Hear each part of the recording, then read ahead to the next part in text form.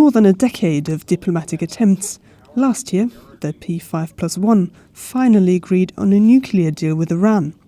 Tehran has since fully implemented its required commitments in restricting its nuclear program, and in return, the international community lifted its economic sanctions earlier this year. The deal has now created openings for new economic relations with Iran for the EU and the US.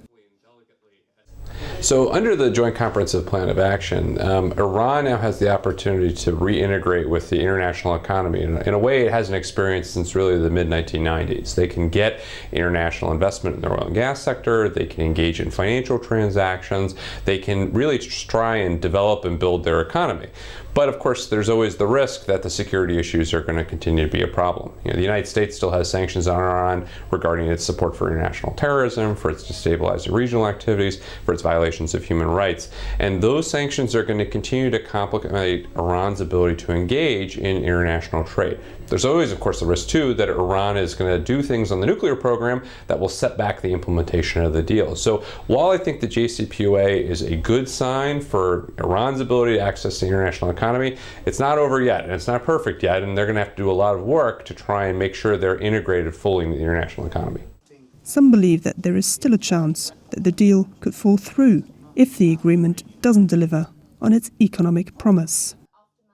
For the Iranian senior leadership, they built up the JCPOA as being something truly significant and something that would be really revelatory for the Iranian economy. They have to fulfill those demands. And I think part of the problem is it's not just the deal that's going to be important here. It also goes to issues of internal reform, whether or not they are dealing properly with the private sector, allowing the private sector to really grow. So for Iran, there are a lot of risks if they are not able to demonstrate to their people that the deal is worth having, that they're going to be able to continue implementing the deal. And this, of course, has got risk for the rest of the world. If the Iranians feel like they were gamed, if they feel they were taken advantage of, then there's some risk that they'll decide to go back down the nuclear path.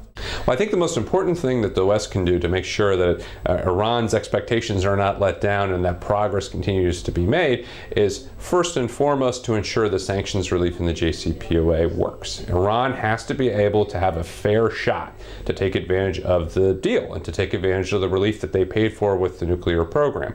But we also need to be able to hold Iran accountable and to be able to make very clear to Iran's citizens, as well as the rest of the people of the world, that if Iran falters in its economic development, it's not because there was an attempt on the part of the United States or Western European governments to try and stymie that. So I think there's both a demand for understanding, cooperation between Iran and the members of the P5+1 who are extending sanctions relief to ensure that Iran's able to take advantage of it, but also there needs to be a lot of clarity if in fact those goals are not met, that it's not because sanctions relief hasn't been fully implemented, but rather because of some domestic issues inside Iran.